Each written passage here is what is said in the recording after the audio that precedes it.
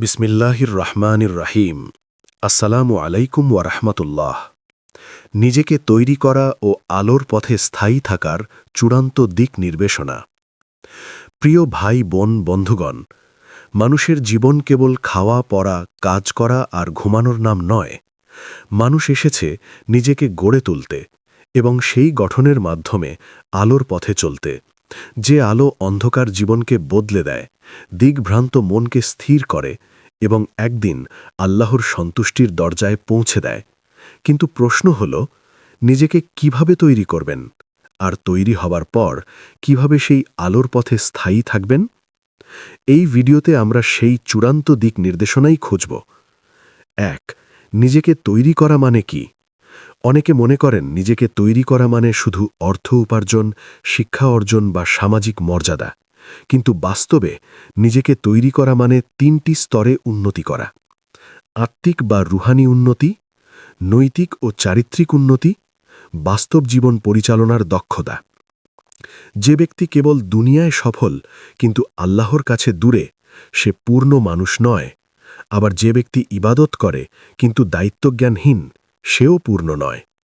পূর্ণতা আসে ভারসাম্য থেকে। ২. আলোর পথ কি? আলোর পথ কোনো রহস্যময় রাস্তা নয়। আলোর পথ হল আল্লাহর দিকে ফিরে যাওয়া, সত্যকে জানা ও মানা, অন্যায়ের সাথে আপোষ না করা, ধৈর্য, তাওয়াক্কুল ও কৃতজ্ঞতায় জীবন চালানো। আলোর পথ মানে এই নয় যে জীবনে কষ্ট আসবে না, বরং আলোর পথেই সবচেয়ে বেশি পরীক্ষা আসে। তবে পার্থক্য হল, এই পথে কষ্ট মানুষকে ভেঙে ফেলে না, বরং গড়ে তোলে। ৩. নিজেকে তৈরি করার প্রথম ধাপ নিয়ত ঠিক করা। সব পরিবর্তনের শুরু হয় নিয়ত থেকে। নিজেকে প্রশ্ন করুন, আমি কেন বদলাতে চাই? আমি কাকে সন্তুষ্ট করতে চাই? আমি কোন জীবনের দিকে যেতে চাই? যদি নিয়তের কেন্দ্রে আল্লাহ না থাকেন, তবে সেই পরিবর্তন বেশিদিন টেকে না। আজ মোটিভেশন থাকবে, কাল থাকবে না। কিন্তু যখন নিয়ত হয়, আমি আল্লাহর সন্তুষ্টির জন্য নিজেকে বদলাতে চাই, তখন সামান্য আমলও পাহাড় সম হয়ে যায়।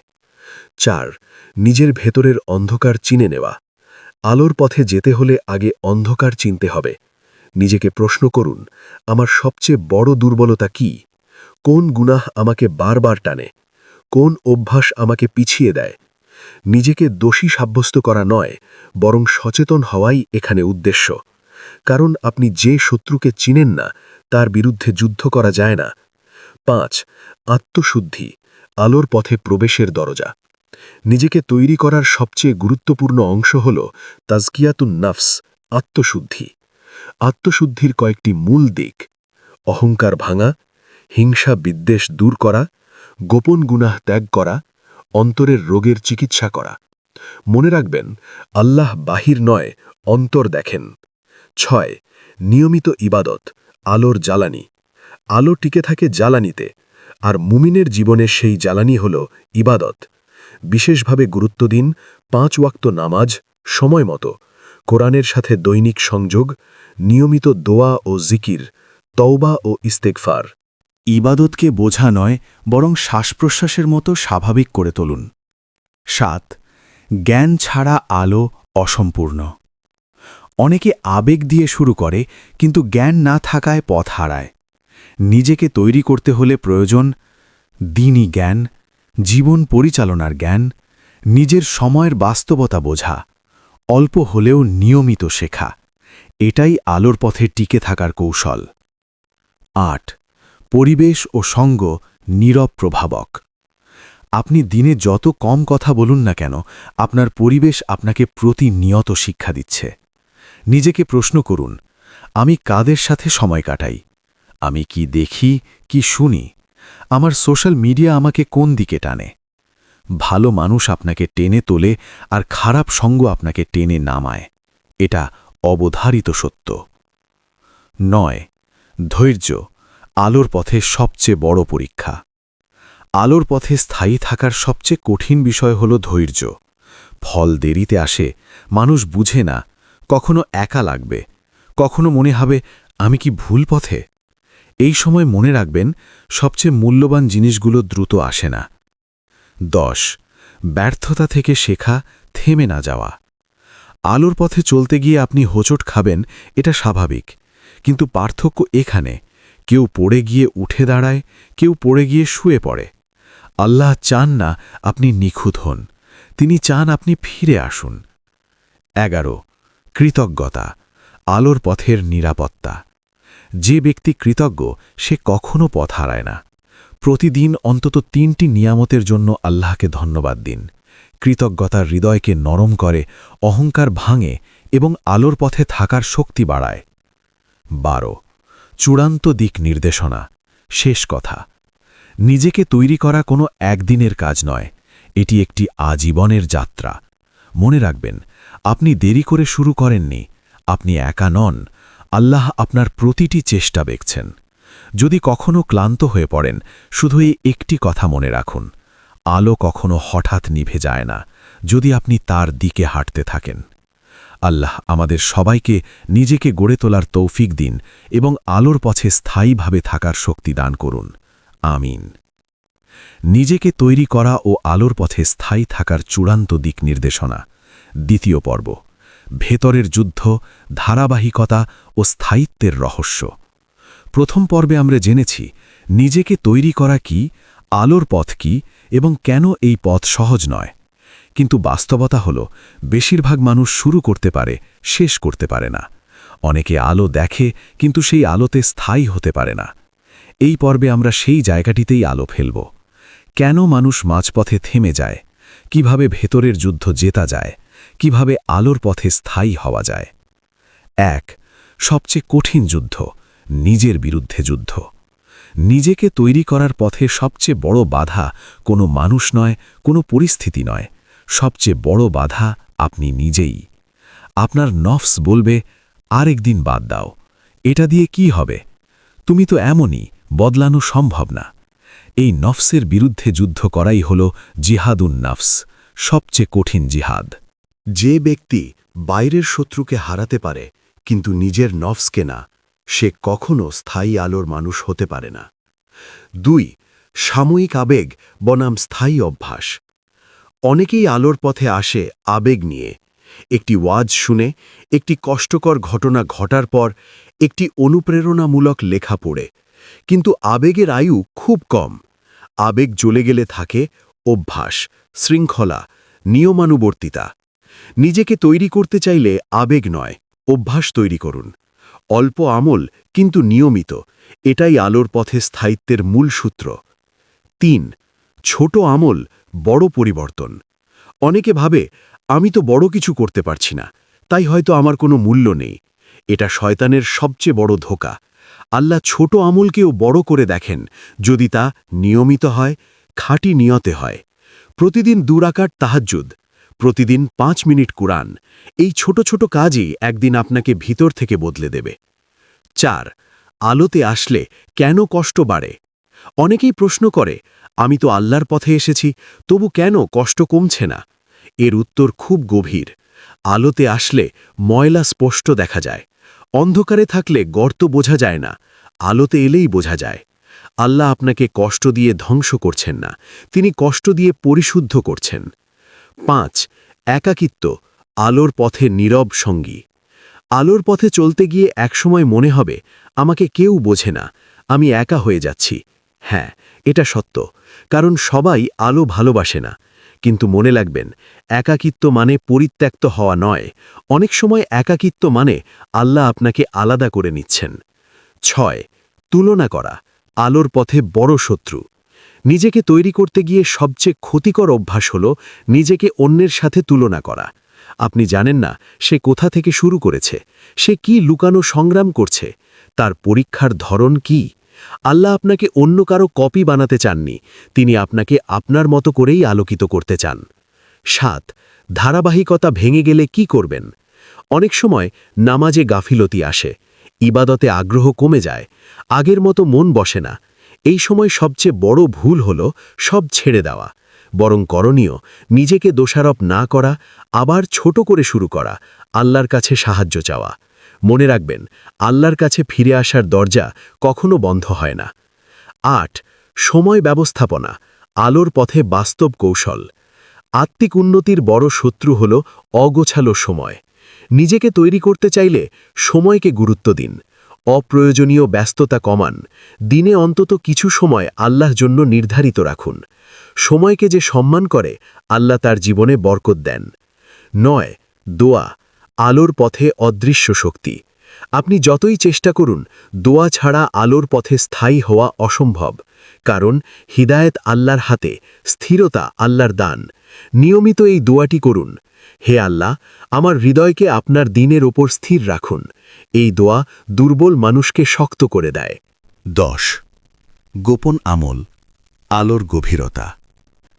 যে আমল মানুষ দেখে না, সে আমলই আপনাকে ভিতর থেকে গড়ে তোলে। গোপনে সদকা, গোপনে কান্না, গোপনে তওবা। এই গোপন আমলই আলোর শিকড়, যা ঝড়েও উপড়ে যায় না। 11.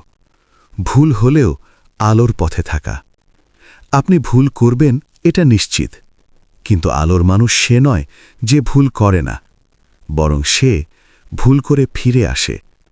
শয়তান চায় একবার পড়ে গেলে যেন আর না ওঠেন, একবার গুনাহ হলে যেন লজ্জায় দূরে চলে যান। কিন্তু আল্লাহ চান আপনি ফিরে আসুন, বারবার ফিরে আসুন। 12.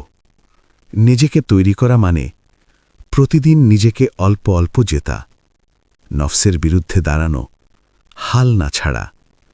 আর আলোর পথে স্থায়ী থাকা মানে নিখুঁত হওয়া নয়, বরং দৃঢ় থাকা। এই পথ ধীর কিন্তু নিশ্চিত। এই পথ কষ্টকর কিন্তু সম্মানজনক। এই পথ দুনিয়ায় শান্তি দেয়, আখিরাতে মুক্তি। নিজেকে তৈরি করা ও আলোর পথে স্থায়ী থাকার চূড়ান্ত দিক নির্দেশনা। স্থায়িত্বের শিখর, আল্লাহর নৈকট্য ও আলো ছড়িয়ে দেওয়ার দায়িত্ব। এই পথের শুরু হয় নিজেকে বদলানোর ইচ্ছা দিয়ে। মাঝপথে আসে সংগ্রাম, ধৈর্য ও ভাঙা গড়ার গল্প। আর শেষ স্তরে পৌঁছালে মানুষ বুঝতে পারে এই আলো কেবল আমার জন্য নয়। 1. স্থায়িত্বের শিখর, যখন আমল স্বভাব হয়ে যায়। আলোর পথে সবচেয়ে সুন্দর মুহূর্ত আসে তখন, যখন ইবাদত আর চাপ মনে হয় না, বরং নিজের অংশ হয়ে যায়। নামাজ তখন দায়িত্ব নয়, আশ্রয়। দোয়া তখন অভ্যাস নয়, প্রয়োজন। কুরআন তখন পাঠ নয়, কথা বলা। এই স্তরে মানুষ বুঝে, আমি আর চেষ্টা করছি না ভালো হতে, আমি এখন ভালো থাকার পথেই আছি। এটাই স্থায়িত্বের শিখর। 2. আল্লাহর বিশেষ নৈকট্যের আলামত।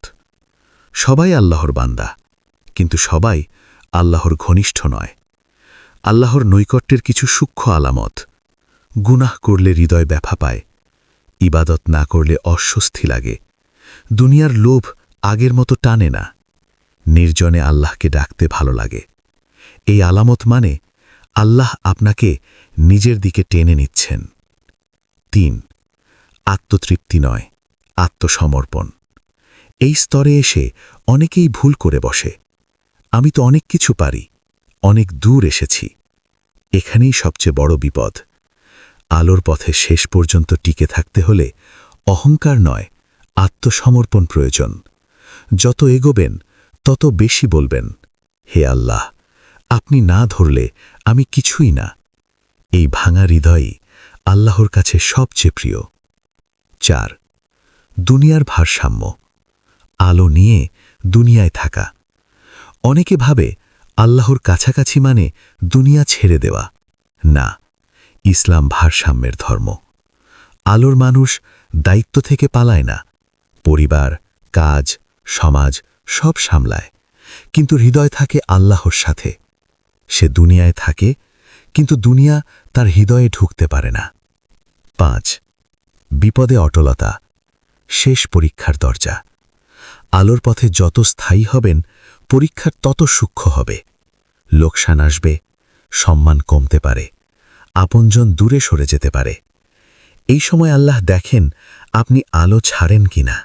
যে এই পরীক্ষায় অটল থাকে, তার জন্য আল্লাহর দরজা খুলে যায় যেখানে ভাষা পৌঁছায় না। এই স্তরের মানুষ বেশি কথা বলে না, বেশি প্রমাণ দিতে চায় না, তার চরিত্রই তার দাওয়াত। মানুষ দেখে বলে, সে আলাদা কেন?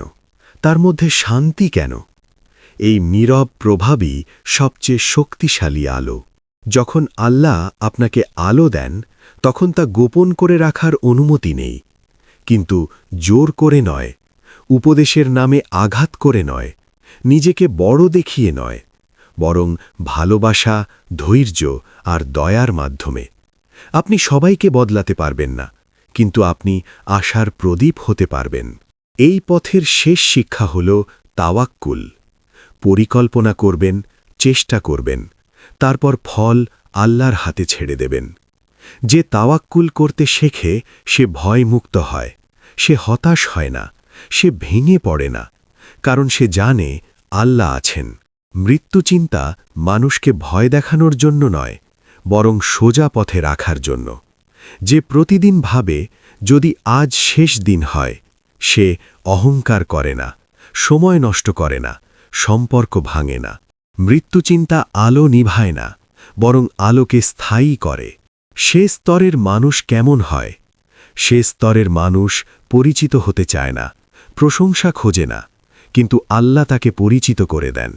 সে জানে সে আলো নয়, আলো বহনকারী মাত্র। নিজেকে তৈরি করা মানে আল্লাহ ছাড়া সব কিছু থেকে ধীরে ধীরে মুক্ত হওয়া।